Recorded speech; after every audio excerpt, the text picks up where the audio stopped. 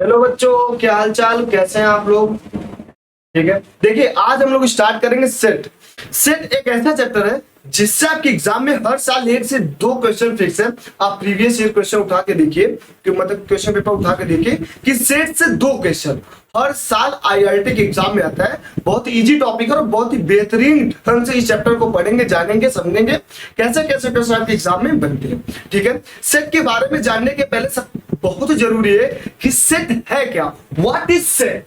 अगर आपके दिमाग में चैप्टर पढ़ने के पहले यह दिमाग में कीड़ा आपने डोल रहा होगा कि सर सेट को जानने के लिए व्हाट इज सेट। अगर मैं आपसे कहूं कि आप पढ़ाई में क्या क्या चीजें यूज करते हैं तो तुरंत आप कहेंगे सर कॉपी यूज करते हैं, फिर आप कहेंगे सर पेन यूज करते हैं, फिर आप कहेंगे सर पेंसिल यूज करते हैं।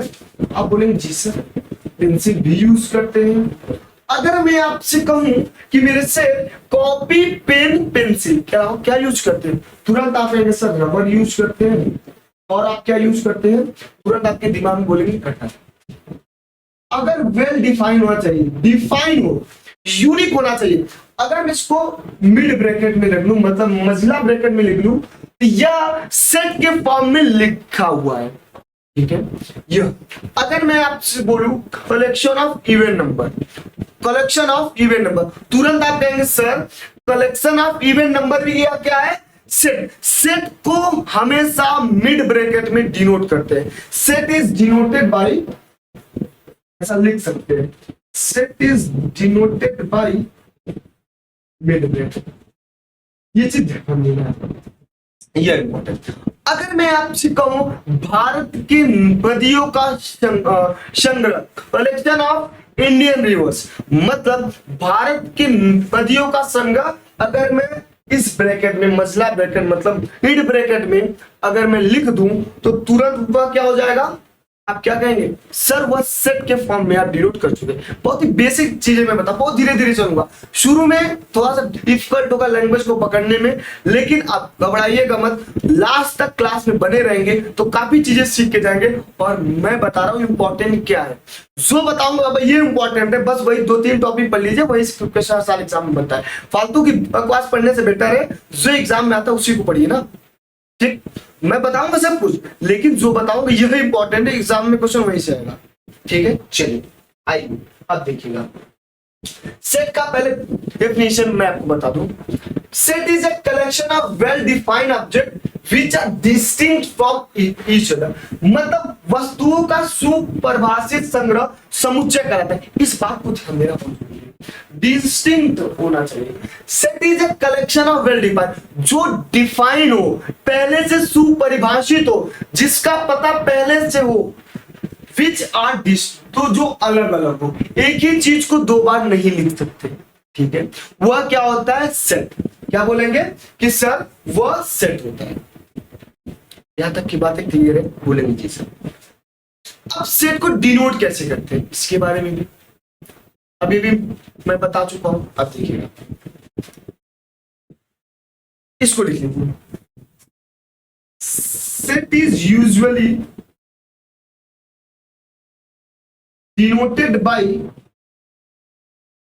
हमेशा सेट को capital A, capital B, capital C में ही डिनोट करते हैं। और जो उसके एलिमेंट होते हैं, सेट के अंदर जो एलिमेंट होते हैं, अवयव होते हैं, उसको हमेशा स्मॉल ए, स्मॉल बी, स्मॉल सी से डिनोट करते हैं। जैसे मैं आपसे कहूं कि बाबा अगर कोई सेट है, माना सेट ए बराबर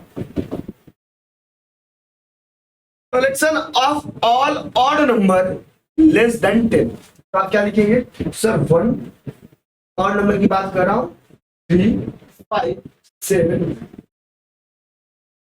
collection of all odd number which is less than 10, यह हो गया।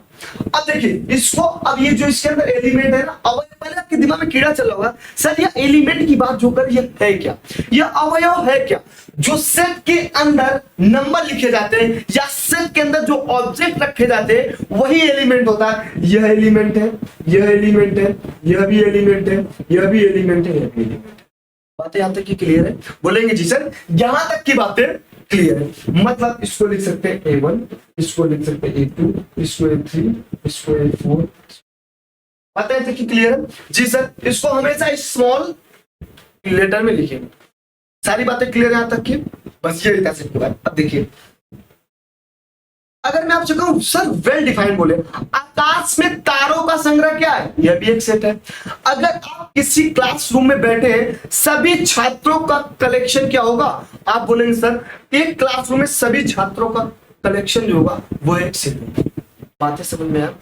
यूनिक होना चाहिए, अलग अलग, यह नहीं कि सेम हो।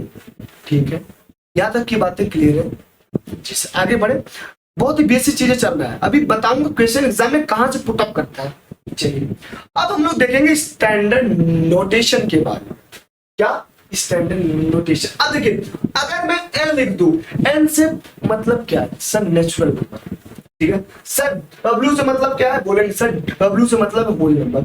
सर एक से मतलब क्या है सर? इंटीजर।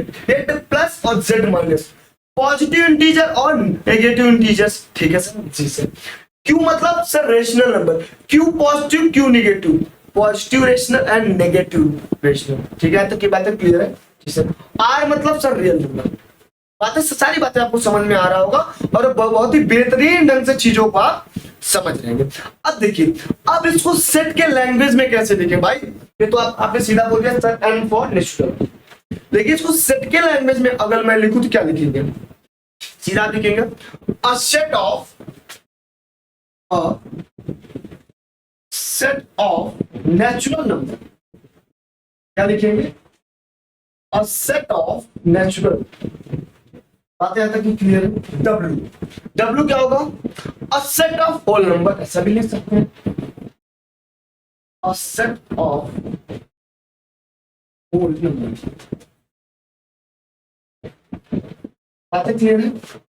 अब सर इंटीजर्स को क्या लिख देते हैं? A set of integers. ये मतलब इंटीजर का एक तो होता है ना, अ सेट ऑफ, इसको क्या लिख सकते हैं सर? इंटीजर्स। और इसको पॉजिटिव इंटीजर्स और नेगेटिव इंटीजर्स को क्या लिख सकते हैं? A set of all positive integers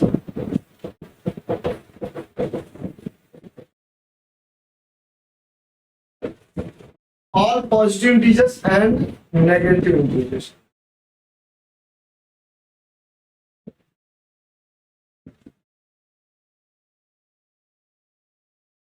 क्यों मतलब rational, a set of rational number. सीधा बस ऐसे लिखते जाना है। अभी बातें अभी दिखाऊंगा इसका यूज कैसे करेंगे। क्वेश्चन में ऐसे लिख के आएगा तो आप देखिए, अगर क्वेश्चन ऐसा लिख के आए अ सेट ऑफ नेचुरल नंबर, तो आपके दिमाग में तुरंत क्लियर होना चाहिए सर सभी नेचुरल नंबर का कलेक्शन की बात कर रहा है। ठीक है, रेशनल नंबर की बात करेगा, सीधा वही सेम बात, अ set of rational number.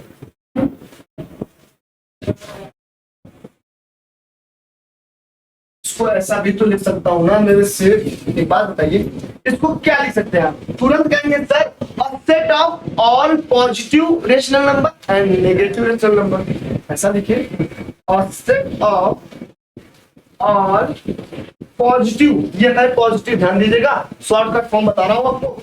A set of all positive rational और नेगेटिव रेशनल। ऐसा लिख सकता हूं। रियल नंबर, और सेट ऑफ और रियल नंबर, ऐसा भी तो लिख सकते हैं, और सेट ऑफ।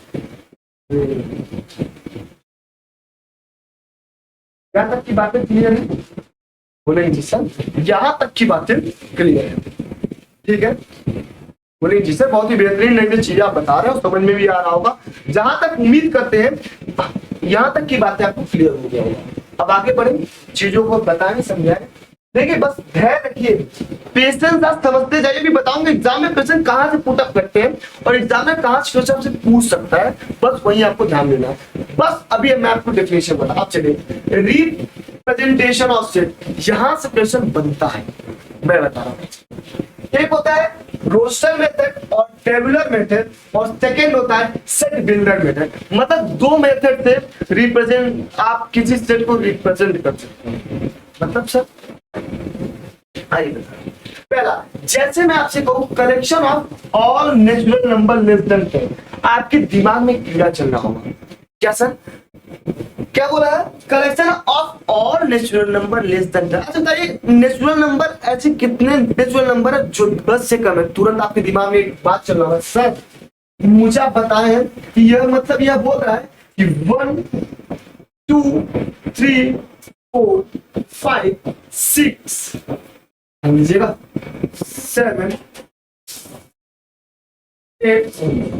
यह 10 से कम है कि नहीं? बोलेंगे जी सर यह 10 से कम है। बातें आते कि क्लियर है? 1 2 3 4 5 6 7 8 9, यह 10 से कम है, तुरंत कहेंगे सर 10। लेकिन एक बात यहाँ आपको ध्यान रखिएगा। अब देखिए, अब इसी को रिप्रेजेंट किस पे करना है सर? पहला रोस्टर मेथड या टेबुलर मेथड, सेकंड है सेट बिल्डर मेथड। मैं आपको पहले क्या बताऊंगा सर, रोस्टर मेथड से इसको कैसे, सीधा आपको क्या करना है, पूरी वैल्यू लिख देना है। कैसे? देखिए जब छोटा नंबर होगा ना तो रोस्टर मेथड इजी होगा, जब नंबर बड़ा होगा ना तब आपके लिए सेट बिल्डर मेथड इजी होता है। ये चीज ध्यान देना है। अभी बता रहा हूँ सर, छोटा नंबर क्या होता है, बड़ा नंबर, पहले इसको समझिए। क्या सर? कलेक्शन और नेचुरल नंबर सीधा लिखे रोस्टर मेथड से। लेकिन सर एक बात अभी आप हमको बताएं कि सेट को हमेशा मिड ब्रैकेट के अंदर लिखते हैं, मतलब मझला ब्रैकेट के अंदर लिखते हैं। तो क्यों ना मैं इस पूरे डिजिट को मझला ब्रैकेट के अंदर लिख दूंगा तो सच्चे फॉर्म में हो जाएगा। 5 6 7 बातें यहाँ तक क्लियर है? यह सर यह हुआ रोस्टर मेथड। एग्जाम्पल चीज समझ रहे, ध्यान दीजिएगा। अब आइए सर, सेट बिल्डर मेथड में कैसे इसका यूज करें, एक बात हमको बताइए। क्या ध्यान दीजिएगा, पर लिखने का लैंग्वेज समझिए, लॉजिक प्रोसेस समझिए। अगर मैं इसको लिख दूं एक्स सच दैट, इसका क्या होता है? Such that. ठीक है, यहाँ तक की बातें क्लियर है? जल्दी बताइए जी sir. X such that, X X X silent X and silent M. Sir इसको क्या बोलते हैं? इसको बोलते हैं एप्सिलॉन। एप्सिलॉन बोलेंगे इंग्लिश में बताइए, इसको क्या बोलेंगे? एप्सिलॉन। अब देखिए थोड़ा सा ध्यान दीजिए। एंड एक्सिस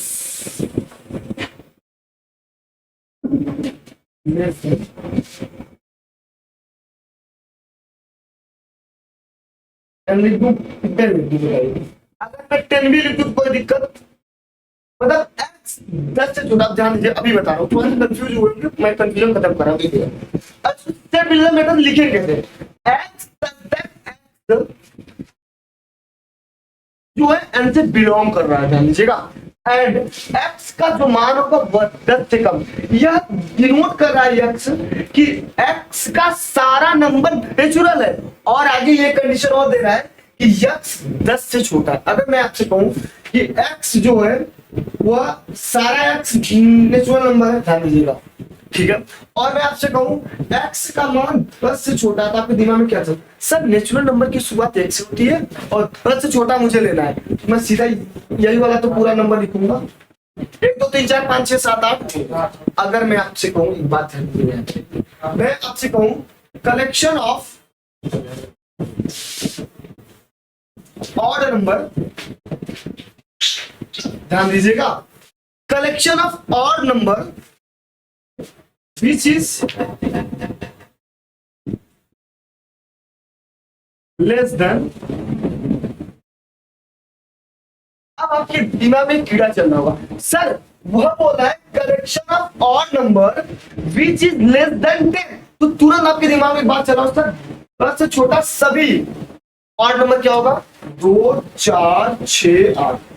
ठीक है, अब अगर मुझे इसे सेट बिल्डर मेथड से लिखना हो तब कैसे करेंगे, और रोस्टर मेथड से लिखना हो तब कैसे करेंगे?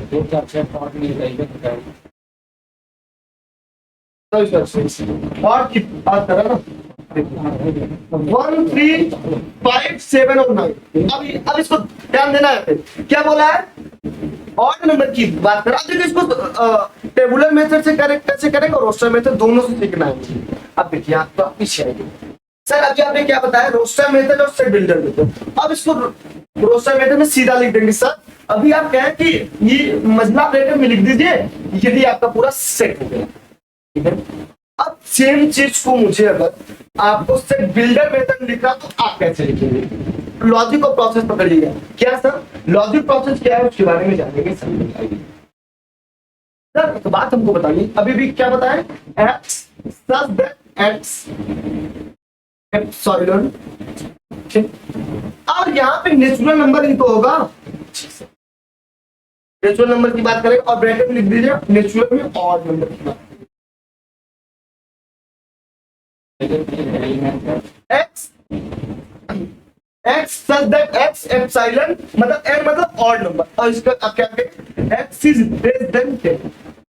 यही है आपका सेट बिल्डर मेथड। अब देखिए, अब दोनों का यूज आपको बता दिया, नेक्स्ट क्वेश्चन में आप पूछ सकते। चलिए अब फॉर्मूला ऑफ इंग्लिश अल्फाबेट, अब इसको आप सेट बिल्डर मेथड से भी करेंगे और रोस्टर मेथड, दोनों को अच्छे करना है। ये आपका होमवर्क है, वीडियो को पॉज करिए और कुछ करिए। चलिए मैं आपको बता रहा हूँ क्या, ध्यान दीजिए।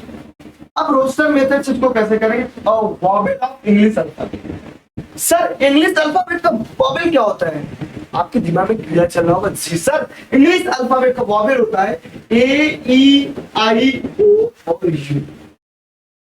सर रोस्टर मेथड से इसको लिख सकते हैं, जी सर लिख सकते हैं, बस मसला ब्रैकेट लगाइए, मतलब फिट ब्रैकेट लगा के ए ई आई ओ और यू। यहाँ तक की बातें क्लियर है? कौन बताएगा कि यहाँ तक की बातें क्लियर हो? सर बहुत ही बेहतरीन ढंग से चीजें समझ में आती है। आइए नेक्स्ट क्वेश्चन पे आगे बढ़ते हैं।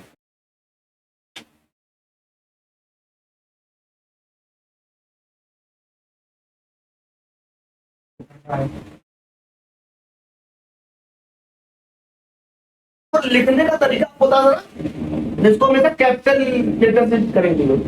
अब चलिए सेट बिल्डर मेथड में वॉवेल ऑफ इंग्लिश अल्फाबेट, सभी स्वर का करेक्शन संग्रह आप इससे तो करिए सेट बिल्डर मेथड को। तो क्या करेंगे सर, ध्यान दीजिएगा, लॉजिक और कॉन्सेप्ट पकड़िए। Sir x such that x epsilon, क्या लिखेंगे, वॉवेल ऑफ इंग्लिश अल्फाबेट हो गया roster method, sorry set builder method, vowel of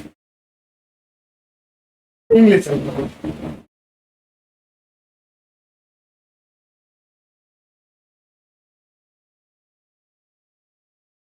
यहाँ की बातें क्लियर है? यही आपका रोस्टर मेथड और सेट बिल्डर मेथड। देखिए जब संख्याएं बड़ा हो, मैं आपसे कहूं चलिए देखिएगा, अब देखिए कैसे आप सब पता करेंगे कि कहां पे सेट बिल्डर मेथड का यूज करना है, कहां पे रोस्टर मेथड का यूज करना है, उसके बारे में मैं बात आपको बताऊं। अगर मैं कहूं collection of natural number which is less than, चलिए इसको करिए 1000। अब यहाँ पे आप सेट बिल्डर मेथड करेंगे तो एक लाइन में आपका आंसर आएगा। कैसे लिखेंगे sir, A is a set x such that x belongs to या एप्सिलॉन एन। ध्यान दीजिएगा एप्सिलॉन एन, चीजों को समझिएगा। एक्स का मान लेस देन 1000, ये तो आपने डायरेक्ट एक लाइन में लिख दिया। और मेरे शेर अगर इसको रोस्टर मेथड से करेंगे या टेबुलर मेथड से करेंगे, प्रोसेस लंबा, कैसे पूरा लिखना पड़ेगा आपको, 1 2 3 4 5 पूरा 1000 तक पूरा लिखिए, तब जाके मिड ब्रैकेट लगाइए और इसको डायरेक्ट लिख देंगे। लेकिन यहाँ पे आपका रोस्टर मेथड जो है फ्लॉप हो जाएगा। तो मेरे से दोनों मेथड जानिए, कहां पे किस मेथड का यूज होगा वो आपको क्वेश्चन बताएगा। बातें क्लियर है? आगे बढ़े नेक्स्ट क्वेश्चन की ओर, टॉपिक की ओर चलिए। नेक्स्ट टॉपिक क्या है? अच्छा कार्डिनल नंबर ऑफ मतलब समुच्चय की कार्डिनल संख्या। किसी समुच्चय में जितनी संख्या होती है, जितने अवयव होते हैं, जितने एलिमेंट होते हैं, जितने वस्तु होते हैं, वही आपका कार्डिनल नंबर होता है। मतलब सेम नंबर होते हैं, total number of different element. ध्यान दीजिएगा बच्चों, यहाँ पे क्या क्या बोला है, total number of different element is called cardinal number of set, मतलब जितने भी नंबर हो किसी सेट में, सारे अवयव, सारे एलिमेंट अलग अलग होने चाहिए। मतलब सर ये बार बार एक शब्द आप यूज करें, एलिमेंट, एलिमेंट क्या है उसके बारे में बताइए। किसी सेट में जितने नंबर ऑफ एलिमेंट, मतलब किसी सेट में यह क्या है, 1 एलिमेंट, 2 एलिमेंट, 3 और 4। अगर मैं आपसे कहूं कि सेट ए में कितने कार्डिनल नंबर है, तुरंत आप कहेंगे सर चारों अलग अलग है, एक भी अलग संख्या है, दो भी अलग, तीन भी अलग, तो number of A equal to कितना हो जाएगा, तुरंत आप कहेंगे सर 4। लेकिन मेरे शेर एक बात, इसमें कितने नंबर है, 1 2 3 4 5 6 7 8, तो number of A equal to 8 लिख दे। No no no no sir नहीं लिखना है। क्यों नहीं लिखना है, यह गलत है। क्यों सर, डेफिनेशन पे जाते हैं, क्या बोला है, total number of different element. पापा डिफरेंट एलिमेंट की बात कर रहा है, यहाँ पे ए मैंने ले लिया, फिर बी ले लिया, सी, यहाँ पे ए एक्स्ट्रा आ गया ना, डिफरेंट होना चाहिए। ए तो 2 बार आ गया, ए को नहीं लिखा। सर डी डिफरेंट है, सर ई भी डिफरेंट है, लेकिन बी सेम है, सी भी सेम है, तो कितने डिफरेंट एलिमेंट है, बोलेंगे सर 1 2 3 4 और, तो total number of cardinal number of set कितने हैं इसमें, बोलेंगे सर नंबर बीच पर कितने। बातें क्लियर हुआ, बोलेंगे जी सर बहुत ही बेहतरीन ढंग से चीजें समझ में आ रही है, बहुत ही शानदार तरीके से आप चीजों को सीख रहे हैं। आगे बढ़े, टाइप्स ऑफ सेट, सेट कितने प्रकार का होता है यह भी जानना जरूरी है, क्योंकि कभी कभी आपके क्वेश्चन में सीधा टाइप्स ऑफ सेट का डेफिनेशन ही पूछ लेता है एग्जाम में, तो आप फंस जाएंगे। इसलिए आपको टाइप्स ऑफ सेट के बारे में बताना बहुत ही जरूरी है। आइए समझते हैं, जानते हैं। पहला पहला फाइनाइट सेट, जैसा इस शब्द से ही देखने के लिए मिल रहा है सर, फाइनाइट मतलब परिमित, जो एक बोलते हैं परिमित, जो फिक्स्ड हो, मतलब a set containing finite number of element और नो एलिमेंट। किसी सेट में अगर एक निश्चित संख्या अवयव है तो वह क्या हो जाएगा, फाइनाइट। देखिए देसी भाषा में समझाऊंगा आपको, finite set, infinite set. Finite set मतलब किसी सेट में जितने एलिमेंट है उसकी संख्या अगर निश्चित है तो वह फाइनाइट सेट। अगर किसी सेट में अवयवों की संख्या अनिश्चित है, मतलब फिक्स नहीं है कि इतने एलिमेंट है, वह क्या हो जाएगा आपका, इनफाइनाइट सेट। बातें क्लियर हुआ, ठीक है। आइए, a set contain infinite number of element, अनंत संख्या हो तो वह क्या हो जाएगा, इनफाइनाइट। बातें देखिए जैसा शब्द से ही देखने के लिए मिला। आगे बढ़े, चलिए नेक्स्ट। अब जानेंगे सर नल सेट और एम्प्टी, बहुत इंपॉर्टेंट सेट है, यहां से डायरेक्ट क्वेश्चन आता है। A set contain no elements called null set और एम्प्टी सेट। बातें यहां तक क्लियर है, मेरे बताइए। अब एग्जांपल के थ्रू चीजों को समझेंगे। A set contain no element, example में क्या लिख सकते हैं सर, हमेशा सेट को किस में लिखते हैं, मसला पैटर्न में, मतलब हमेशा किस में लिखते हैं, मिड ब्रैकेट में। तो मिड ब्रैकेट में कोई एलिमेंट नहीं तो क्या हो जाएगा, इम्पटी सेट और नल सेट। अगर मैं केवल 5 लिखता हूं ना, यह भी इम्पटी सेट होता है। क्या होता है सर, 5 भी एक क्या है, इम्पटी सेट है। बातें क्लियर है। अब इक्वल सेट की बात करेंगे। सर इक्वल सेट क्या है, चीजों को समझते जाइए, बहुत ही बेहतरीन चीजें समझ में आ रही है। आगे सर इक्वल सेट है, if every element of A is the member of B. मतलब सर क्या बोल रहा है, समझ में नहीं आ रहा है। फिर every element of B is member of A, अरे यार देसी भाषा में बताऊं, ए का सारा अवयव बी में हो तथा बी का सारा अवयव अगर ए में हो तो मेरे से वह क्या होता है, इक्वल सेट। ध्यान दीजिए किसकी बात मैं कर रहा हूं, सारा अवयव की बात कर रहा हूं। मतलब अगर सेट ए में राम महेश और दिनेश है तो सेट बी में भी राम महेश और दिनेश होने चाहिए। बातें क्लियर है। अगर सेट ए में ए बी सी है तो सेट बी में भी ए बी सी होगा, तभी वह इक्वल सेट की बात करेगा। मतलब इसको देसी भाषा में लिखेंगे, सीधा नॉर्मल होता है, ए का सारा अवयव बी में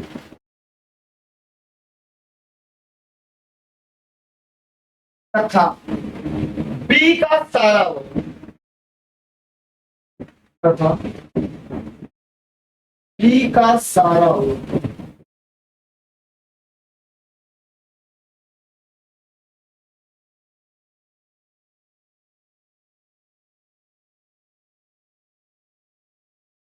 देख इसको ऐसे लिख सकते हैं, आप जल्दी बताइए, सब लोग बताइए। अब देखिए आगे बढ़ेंगे, समझाएंगे चीजों, एग्जाम्पल के थ्रू चीजों को और बेहतरीन ढंग से बताएंगे।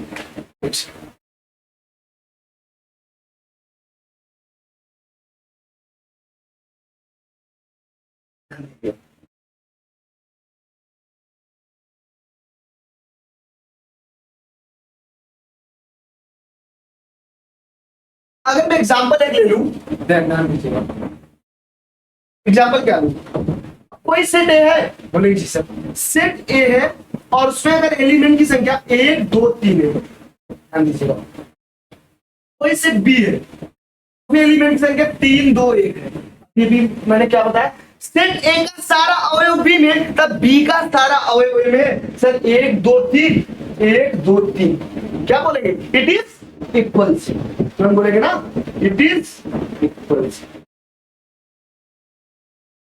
बातें क्लियर हुआ, बोलेंगे चीजें बहुत ही बेहतरीन ढंग से चीजें समझ, ध्यान दीजिएगा। क्या अब अभी आएगा ना इक्विवेलेंट सेट, जो दोनों में कंफ्यूजन है हो ना, मैं दोनों में कंफ्यूजन आपका अभी हटाने वाला हूं, ध्यान दीजिएगा।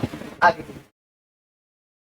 Equivalent set, if they have some number of element, same number of element, मतलब ध्यान दीजिएगा नंबर ऑफ एलिमेंट की बात कर रहा है, मतलब उससे यह मतलब नहीं है कि बाबा अगर सेट ए में 1 2 3 है ना, तो सेट बी में अगर ए बी सी है तो यह इक्विवेलेंट सेट होगा। क्यों? क्योंकि sir same number of element की बात कर रहा है, मतलब सर यहाँ पे 1 2 3, इसमें 3 नंबर ऑफ एलिमेंट है और इसमें भी तो 1 2 3 3 नंबर ऑफ एलिमेंट है, इसलिए यह इक्विवेलेंट सेट होगा। लेकिन यह कभी इक्वल सेट नहीं होगा, क्यों? क्योंकि ए का सारा बी में नहीं है, ध्यान देना है, नंबर ऑफ एलिमेंट की बात कर रहा है, अवयवों की संख्या की बात कर रहा है, ना कि अवयव की बात कर रहा है। मतलब ए में 1 2 3, अगर मैं आपसे बात करूं, जैसे ध्यान दीजिएगा, एक एग्जांपल और लेते हैं, कोई सेट है, आप ध्यान दीजिएगा, इसमें बी सी डी है और इसमें मैं सेट बी में लिखूं एम एन ओ और पी। अब यहां ध्यान दीजिएगा, इसमें देखिए अलग अलग ऑब्जेक्ट है ना, अलग अलग एलिमेंट है ना चीज, लेकिन नंबर ऑफ एलिमेंट सेम है ना, इसमें 1 2 3 4 एलिमेंट है, इसमें भी 1 2 3 4, इसलिए इक्विवेलेंट सेट है। लेकिन यह कभी इक्वल सेट नहीं होगा। इक्वल सेट में मैं आपको बता चुका, सारे एलिमेंट बराबर होने चाहिए, सेम एलिमेंट होने चाहिए। बात क्लियर है? बोलेंगे जी सर। अब आगे बढ़े, आइए, एक single set contain only one set, अगर किसी सेट में केवल एक एलिमेंट हो, क्या एक एलिमेंट, जैसे मैं कोई सेट ए ले लूं और उसमें केवल वन लिखूं, या कोई सेट ए ले लूं और उसमें क्यू लिखूं, कोई भी सेट मैं ले लूं, सेट ए ले लूं उसमें 5 लिखूं, यह क्या हुआ? बोलेंगे सर यह सिंगलटन सेट होगा, मतलब एकल समुच्चय की बात करेगा। यहां तक की बात क्लियर है? बोलेंगे जी सर, बहुत ही बेहतरीन ढंग से चीजें समझ में आ रही हैं। अब आगे बढ़े, नेक्स्ट क्वेश्चन यहां से बनता है, अब इसके बारे में थोड़ा सा मैं आपको बता,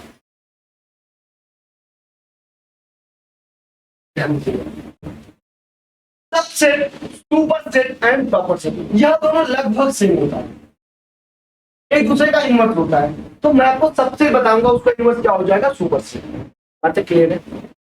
मतलब मुझे सबसेट और प्रॉपर सबसेट के बारे में जानना है। सबसेट मतलब उप समुच्चय और प्रॉपर सबसेट मतलब उचित उप समुच्चय। मतलब सर थोड़ा सा चीजें समझ में आएगी। सर सबसेट की बात जब भी करें, देखिएगा अगर कोई सेट है, उस सेट से जितने सेट और बनेंगे ना, वही होता है उप समुच्चय। मैं तो देसी भाषा में बता रहा हूँ आपको, कोई नहीं बताएगा इतने बेहतरीन ढंग से। क्या मैंने बोला? अगर कोई सेट ए है, उस सेट से जितने अलग अलग सेट बनेंगे ना, वही होता है आपका सबसेट, मतलब उप समुच्चय। बातें क्लियर है? ए का सारा अवयव बी में हो सबसेट, वही चीज कैसे अगर ए बराबर 1 2 3, बी बराबर 2 3 1 है, जैसे मैं बताऊं। अब यहाँ पे भी आपका सेम लॉजिक लगेगा, ध्यान दीजिएगा। अगर मैं जब कभी सुपर सेट या सबसेट की बात करूंगा, अगर ए बराबर 1 2 3 और बी बराबर 2 3 1 है, मतलब इसको हमेशा लिख सकते हैं ए सबसेट बी। या क्या लिखेंगे इसको, ए सबसेट बी, मतलब ए का सारा अवयव अगर बी में है तो वह क्या हो जाएगा, सबसेट। अगर मैं इसको उल्टा कर दूं, बी का भी तो सारा अवयव मेरे सेट ए में है, यह क्या हो जाएगा, बोलेंगे सर यह सुपर सेट। अगर एक बात अभी भी मैं आपको क्या बताया हूं, सर अगर ए का सारा अवयव बी में है तो वह क्या हो जाता है, इक्वल सेट बी या इक्वल बी सेट हो जाएगा। लेकिन यहाँ पे अगर मैं सुपर सबसेट की बात करूंगा, उप समुच्चय की बात करूंगा, अब देखिएगा यहाँ पे अगर मैं एक एग्जांपल और ले लूं, अगर मैं कहूं ए बराबर ए बी सी और बी बराबर सी ए, क्या यह सबसेट है? जी सर, यह सबसेट भी है और सुपर सेट भी है। क्यों? तो ए का सारा अवयव बी में है और बी का सारा अवयव ए में। बातें यहां तक क्लियर है? बोलेंगे जी सर। आगे बढ़ सकते हैं। प्रॉपर सबसेट, यह इंपॉर्टेंट है सर। कैसे जानेंगे कि कोई से प्रॉपर सबसेट है कि नहीं? ए का सारा अवयव बी में हो, साथ ही साथ कुछ अवयव ज्यादा हो, वह क्या हो जाएगा सर, वह हो जाएगा प्रॉपर सबसेट। मतलब अगर मैं ए बी अवयव की बात करूं, 1 2 3, मतलब ए का सारा अवयव बी में हो, ठीक है सर, बी में ए का सारा अवयव लिख लेता हूं 1 2 3, कुछ अवयव ज्यादा लिख लूं जी सर 4 5, तो यह क्या हो जाएगा, बोलेंगे सर यह प्रॉपर सबसेट है कि नहीं? मतलब ए का प्रॉपर सबसेट, ऐसा लिख सकता हूं। लेकिन इसका इनवर्स यह कभी भी पॉसिबल नहीं होगा। क्यों? बी का सारा अवयव ए में नहीं है, इसलिए यह ना तो सबसेट होगा ना ही प्रॉपर सबसेट होगा, केवल ए प्रॉपर सबसेट बी। बातें क्लियर है? आइए एक एग्जांपल हो देखिए, आपको बताता हूं। अगर मैं कोई लिख लूं ए बराबर ए बी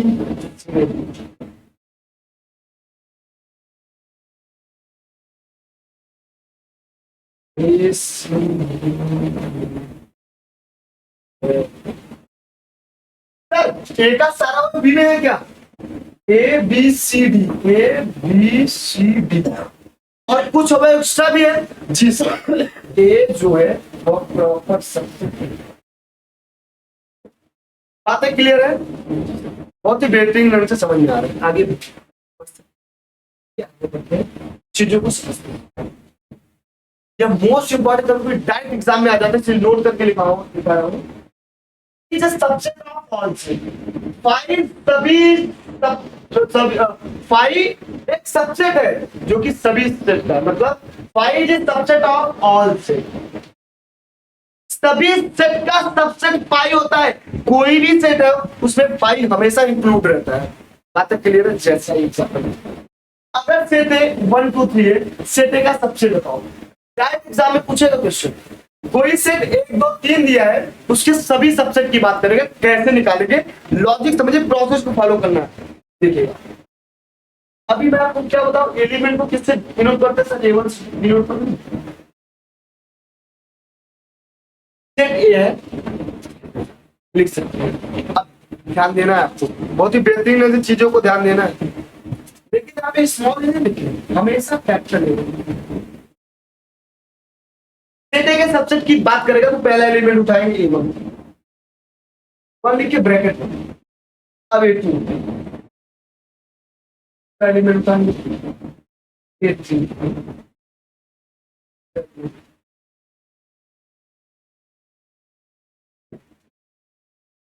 अब A4।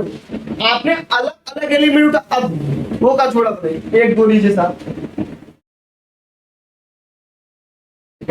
सर 1 2 लिया, अब 1 के साथ 3 को लीजिए, 5 क्या हो गया सर? 1 के साथ 3 को ले लिया, सर समझ में आ रहा है? आइए, 1 के साथ 2 को लिया, 1 के साथ 3 को लिया, अब 2 के साथ 3 को ले सकता हूं क्या? बोले नीचे सर 2 के साथ 3 को ले सकते हैं। अब इस में क्या होगा सर? लगभग सारा मैंने कंप्लीट कर लिया भाई। अब 1 के साथ 2 को लिया, 1 के साथ 3 को, 2 के साथ 3 को, अब मैं पूरा लिख लूं क्या? अब ऐसे पूरा उतार लीजिए, सर एट में क्या हो जाएगा, एक बार फाइव जरूर लेना, क्यों कि five is subset of all set. अपने से गणेश सर को गुरु दक्षिणा के रूप में फाइव दे दूंगा, तो फाइव आपको खुद से लिखना है, ठीक है। यह आपका पूरा सेट एक सबसेट हो जाएगा। कैसे निकला, बातें क्लियर हुआ। अगर मैं आपसे डायरेक्ट क्वेश्चन में पूछूं, एक बात बताइए कि मेरे सेट ए और बी के सारे सबसेट बताइए, ए और बी के सारे सबसेट बताना। आपको क्या लिखेंगे सर, ए वन ए लिख लू, ध्यान दीजिएगा, सर ए टू बी लिख लू, ए थ्री। सर अभी भी आप बताएं, आपने पहले ए लिखा फिर बी लिखा, फिर दोनों साथ में लिख लिया। ध्यान देना है, ध्यान देना है। और एक फोर में क्या लिखूंगा सर फाइव, क्यों कि फाइव फाइव क्या है, सभी सेट का सबसेट होता है। Five is subset of all set. Five Ganesh Dutt को गुरु दक्षिणा के रूप में लास्ट में दूंगा। फाइव आपको सबसेट में लिखना है। एक बात बताइए सर, यहाँ देख रहे हैं कि दो एलिमेंट है, चार सबसेट मिल रहे हैं, और ध्यान दीजिएगा सर तीन एलिमेंट है तो आठ सबसेट मिल रहे हैं। मतलब यस कि सर जितने एलिमेंट है उसको टू के पावर लिख देंगे तो सबसेटों की संख्या पता चल जाएगा। कैसे एग्जाम में यही क्वेश्चन बनता है, ध्यान दीजिएगा। आइए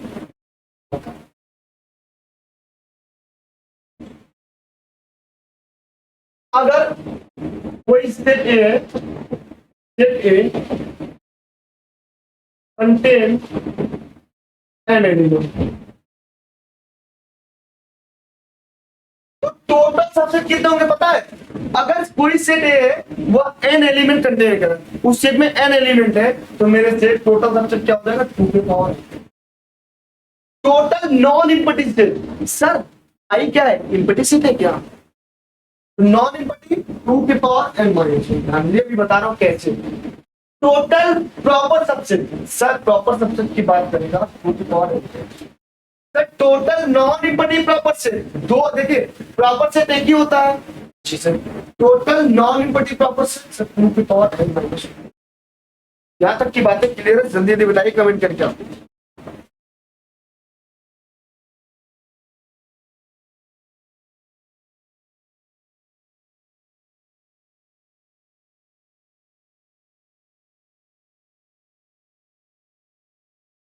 अब इसको देखिएगा, अब सर इसको कैसे समझेंगे, कैसे एग्जाम्पल तो चीजें ज्यादा समझ में आएंगे। कोई सेट है मेरे सेट, उसमें तीन या चार एलिमेंट है, एक दो तीन, इसमें कितने एलिमेंट है, सच में तीन एलिमेंट है। आपसे एग्जाम में क्या पूछेगा पता है, बोलेगा कोई सेट है उसमें एक दो तीन, तीन एलिमेंट है, तो टोटल सबसेट बताइए क्या करेंगे, कितने एलिमेंट है, तीन, एक दो तीन। या कोई सेट है ए बी सी, इसमें कितने एलिमेंट है सर, तुरंत आप क्या करेंगे पता, टू के पावर थ्री। अगर किसी सेट में तीन एलिमेंट है तो टू के पावर थ्री हो जाएगा, मतलब उसके आठ सबसेट बनेंगे टोटल। जी sir, total non empty subset की बात कर रहे हैं ना, नॉन इम्पटी। जी सर, मतलब टू के पावर थ्री माइनस वन, कितने एलिमेंट है, टू के पावर थ्री माइनस वन, तो कितने हो जाएंगे टोटल सर, आठ में से सात। टोटल नॉन इम्पटी सबसेट की बात करें कितने हो जाएंगे सर, सात। टोटल प्रॉपर सबसेट की बात करेगा, नंबर ऑफ एलिमेंट कितने हैं सर, कंटेनिंग थ्री एलिमेंट, तो जी सर टू के पावर थ्री माइनस टू बराबर आठ में से सात, और इसमें टू के पावर थ्री माइनस टू। बातें क्लियर हुआ जी सर। अब ध्यान दीजिए, एक क्वेश्चन मैं आपको दे रहा हूं, इफ सेट ए कंटेन, कितने एलिमेंट ले लूं जी sir, A B C D,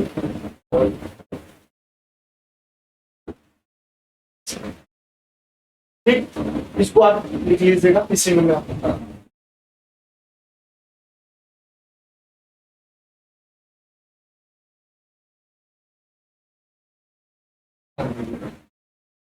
मैं एक क्वेश्चन बना रहा हूँ, ठीक है।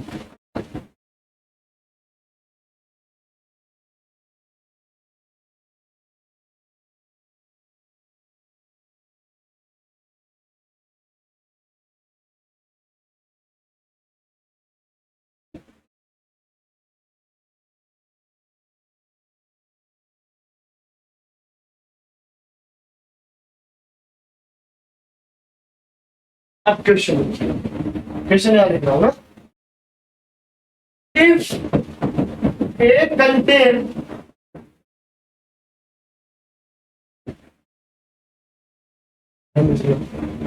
कोई सेट ए है, उसमें ए बी सी और डी। अब आपसे पूछेगा क्वेश्चन, पहला क्वेश्चन टोटल सबसेट की बात करेगा, टोटल नॉन इम्पैटिव सबसेट की बात करेगा, टोटल प्रॉपर सबसेट पूछेगा, टोटल नॉन इम्पैटिव प्रॉपर सबसेट कैसे करेंगे सर? अगर मैं 4 एलिमेंट है ना और टोटल सबसेट की बात करेगा तो 2 के पावर 2 दूना 4 दूना 8 दूना 16। सर टोटल नॉन इम्पैटिव सबसेट की बात करेगा तो 2 के पावर 4 माइनस 16 माइनस 1 बराबर। और सर टोटल प्रॉपर सबसेट की अगर बात करेगा कि प्रॉपर रूप में कितने सबसेट है तो आप कहेंगे सर 2 के पावर 4 माइनस 1 बराबर। टोटल नॉन इम्पैटिव प्रॉपर सबसेट की बात करेगा तो 4 एलिमेंट है तो 2 के पावर 4 माइनस 1। बातें यहां तक क्लियर है?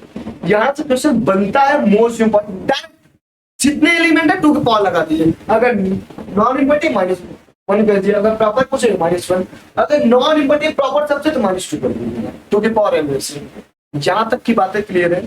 बोलेंगे जी सर यहां तक की बातें बहुत ही बेहतरीन ढंग से चीजें समझ में आई। आइए आगे समझते हैं। चलिए अगर कोई सेट ए है, उसे A B C D 5 element है। मैं बार बार एक ही चीज बता रहा हूं यहाँ पे कि जहां से क्वेश्चन बनते हैं, एग्जाम में बने भी हैं। अब इसको कैसे करेंगे? अगर मैं टोटल सबसेट की बात करूं क्या करेंगे सर? 2 के पावर 5। मैं डायरेक्ट पूछूंगा टोटल सबसेट बताइए, क्या करेंगे? 2 के पावर मतलब 2 दूना 4 दूना 8 दूना 16 32। पूछे कि टोटल नॉन इम्पैटिव सबसेट तो 2 के पावर 5 माइनस 1 मतलब 32 में से एक निकालेंगे 31। बातें क्लियर है?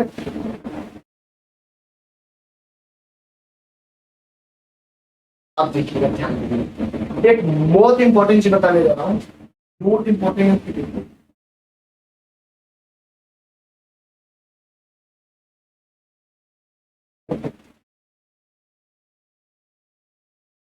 ध्यान से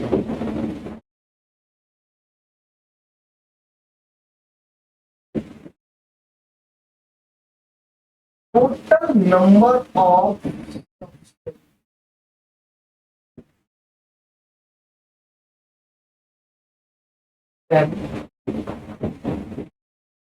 containing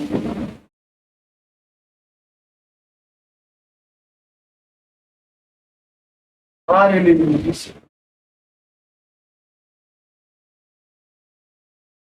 क्या देखो पता है? NCR डायरेक्ट फॉर्मूला आपके एग्जाम में बना क्वेश्चन, तो डायरेक्ट आप याद कर लिया कांग्रेस के बारे में कंसेप्शन। ठीक है अब देखिएगा इसको तोड़ते कैसे, इसके बारे में कल बात करेंगे। ठीक है बच्चों, आज की क्लास को इधर ही फिनिश करते हैं। कल की क्लास में बहुत ही इंपॉर्टेंट चीज पूछेंगे जो कि जस्ट प्रीवियस में क्वेश्चन पूछा था आपके, पावर ऑफ अ सेट मतलब खास समुच्चय की बात किया था, और उसके बाद वेन टाइम पढ़ना है, बहुत ही बेहतरीन ढंग से चीजों को पढ़ना है, और यहां से क्वेश्चन 1001% हर साल एग्जाम में बनता है। ठीक है चलिए मिलते हैं नेक्स्ट क्लास में।